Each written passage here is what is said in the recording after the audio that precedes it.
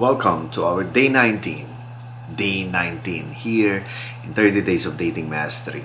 Okay, nasa day 19 na tayo. Malapit na tayo matapos. Hopefully, nasa 2/3 na tayo ng lahat ng lesson natin. Ngayon, pag-uusapan natin ang day 2. Ang ibig sabihin ng day 2, yung parang nakuha mo yung number niya nung first meet kasi in-approach mo siya. Ngayon, you setting up for day 2. Okay? Kahapon pinag-usapan natin yung alam mo yung text game. Ngayon, nung nakuha mo na yung number niya, ngayon magsiset up ka ng day 2.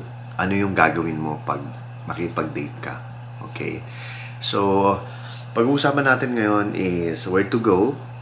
Okay? Saan mo pwedeng dalhin and what to do pag nakipag-date ka. So, basically, pag gagawin mo yan, ang purpose mo kung bakit nyo gustong lumabas o bakit mo gusto siyang ilabas is because to know her, to get to know her, and to screen her. Yan, importante yan. To screen her. Ibig sabihin yan, makikita mo is she the right person for me?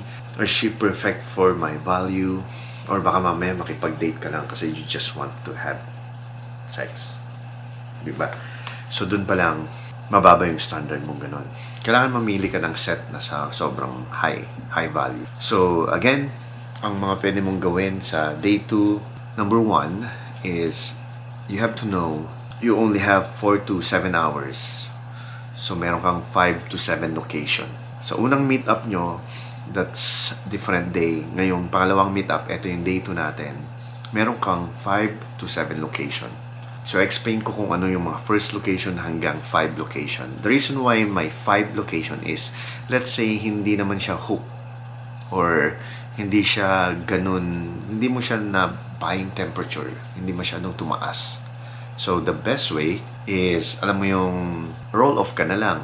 Mag-roll off ka na lang, i-try mong mag-day 3 para at least hindi mawala. Kasi pag minadali mo, sasabihin niya, ay, ang bilis naman na ito. Ayoko. So, at least take time. So, the number 1 place na dapat yung first meet is the meeting place. Halimbawa, hey, let's meet. Halimbawa, pumayag na siya makipag-meet sa'yo. Yung first meet nyo dapat is somewhere kung saan lang kayo magkikita. So, lahat, halimbawa, nandito ako sa elevator. Sa harap ng elevator kita antayin. Or dito sa harap ng Starbucks or coffee shop. Antayin kita dito. Or harap ng department store. I'm just standing here. Harap ng whatever. Lobby.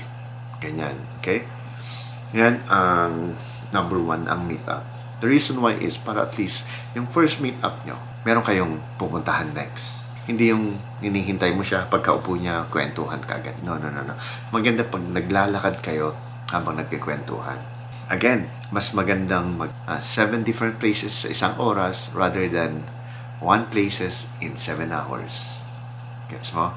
Mas mapipicture niya pag uwi nyo, ang dami namin napuntahan, grabe. Parang ang tagal nyo nang magkasama.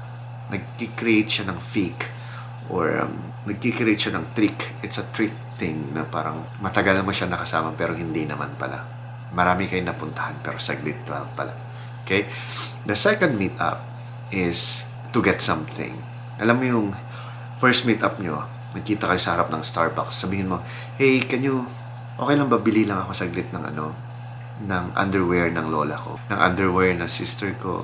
So anywhere na nandun, bilhan ko lang saglit ng bra yung ganito, ganyan.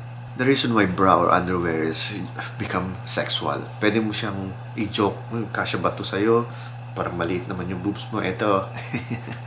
Or sabihin mo, kumuha ka na maliit, masyadong malaki yung boobs mo, hindi siya kasya. Ganon. Gawin mo siyang sexual, pero hindi siya mukhang manyakis. So that's the second thing. You can go ahead and get some vitamins, mga ganun, anything na you don't have to really buy it. Pumunta ka lang, tumingin ka lang, okay na yun. Okay, make sure na maging sexual ka. So that's the second one. The first one is harap ng Starbucks. The second one is may tinignan kayo. And the third one is the eating place. Okay, make sure na papakainin mo siya. And that's the reason why na magkikita kayo. Papakainin mo in return of her time and your story. Ganun lang ang date. Papakainin mo siya at least masaya sa kasama ka, mabubusog siya. Ganun. So, go to a restaurant. Hindi kailangan mahal. Pag mag-extra cash ka, well, mahal is okay. para at least pakita mo naman na value mo, hindi yung kung saan-saan.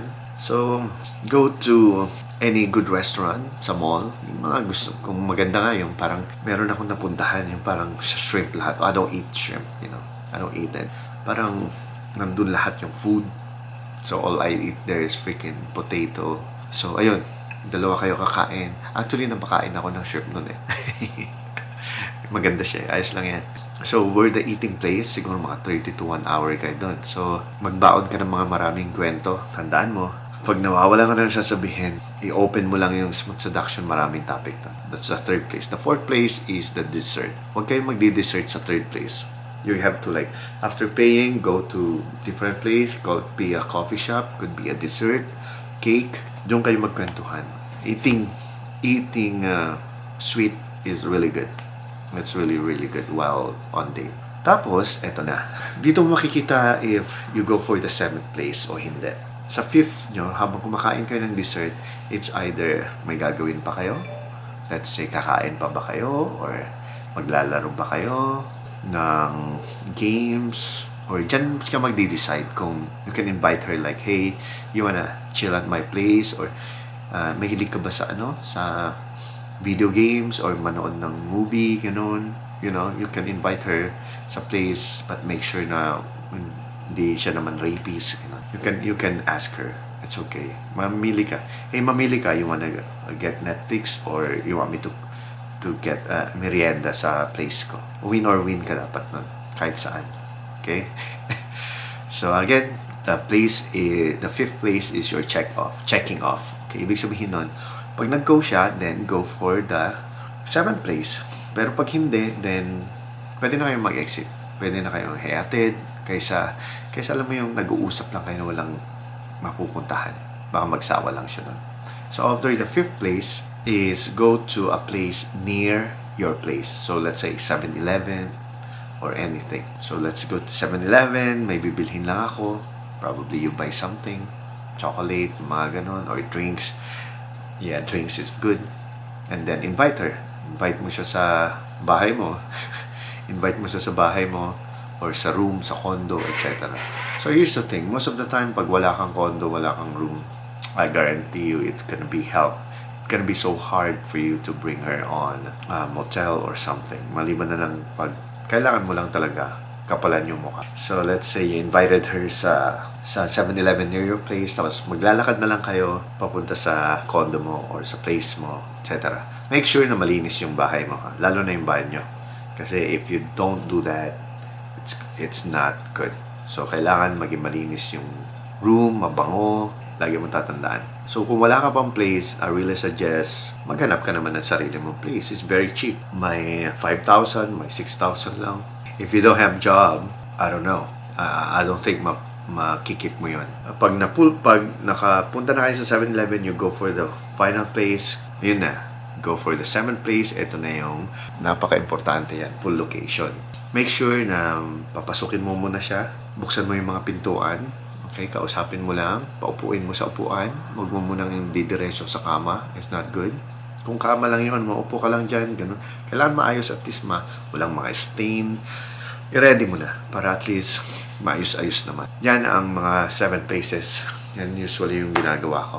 Minsan pare-pareho pa yung mga pinupuntahan ko, no? Pareho yung restaurant, kilala na ako ng mga bouncer, kilala na ako ng mga waiter, kilala na ako ng mga security guard, minsan binibigyan ko na lang. May kilala ko naman ako na instead ng 7-Eleven, sasabihin niya, hey, let's go to rooftop namin. Makikita mo lahat ng building. So what they do is, yung 6th place, dadalhin niya dun sa rooftop ng building niya. Tapos dun niya i-game, kakausapin. Tapos, hey, let's punta lang tayo sa room ko saglit or sa condo ko. Pakainin ko lang yung aso or, alam mo yun, kumuha lang ako ng pera ko saglit. Punta kayo sa condo mo, open mo yung TV, listen. Make sure it's cozy, okay? Mabango, ganun. Para at least babalik-balikan niya. Yung sobrang komportable siya dapat. Yan. Ganyan dapat ang mag-set ng room. Tandaan mo yan, ng bahay. So again, that's how you set up your... Ngayon, pag nakikipag-date ka naman, ang importante, ito, napaka-importante ito. You have to screen. Kailangan mo kilalanin yung ka-date mo. Kilalanin mo, screen mo yung standard screen for your standard para at least makikita mo na, is this the perfect guy for me or just one night stand? Girlfriend type ba to? Or, so that's the reason why you have to screen, ask her about what she does, plans, etc. Family. Yan ang mga pwede mong pag-usapan. Ang dami mo naman pwedeng pag-usapan pag nakipag-date kayo. Sobrang dami. So, pag wala kang masabi, I suggest same smooth seduction mastery. Tingnan mo lang doon. Basahin mo lang yun. Nandun naman lahat eh. So, again, that's how you... Then, pag gusto mo siya, meet her for the third day. Pero pag hindi, huwag. Sayang ng oras mo, sayang ng pera mo. Find another one. And last one is, marami nagtatanong, who will pay for the first date? Huwag kang maging kuripot. Huwag kang low value. You will pay for the first date. My God. Unless, let's say, pag umaalok siya, nag-aalok siya, na, uy, add mo, oh, wow, I'll take that. Okay, sabihin mo, wow, you're the first girl na date ko nagbigay. Wow, I'm really, really impressed. Ganun lang. And, yan yung mga gusto mong ma-date. Yung at least, nagbibigay din kahit paano. Marami na ako na-date. My God. And last, make sure na kino. Kino means touch. Kailangan at least nahawakan mo siya, nahawakan mo yung kamay niya. Maganda yan pag naghahawakan na kayo ng kamay sa 6th day or 6th place. Para at least madali lang mag-escalate for kiss pag nasa 7th place ka. Kahit nga nasa 4th location pa lang kayo eh. Kailangan nyo nahawakan mo na yung kamay, etc. Nagkikino ka na para at least mas maganda. Again, make sure to kino kasi napaka-importante yung kino. Sobrang napaka-importante. Your infield ngayon, yung infield challenge mo ngayon is go for day 2. Importante yan. Go for day 2 and good luck.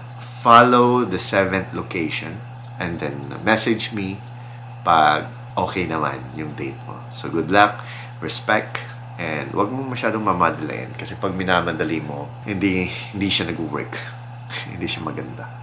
Okay, so again, hope you learned something today. Tomorrow is day 20. Let's talk about handling rejection. Pag-uusapan natin ang handling rejection, paano or anong gagawin pag na-reject. So, see you tomorrow for day 20.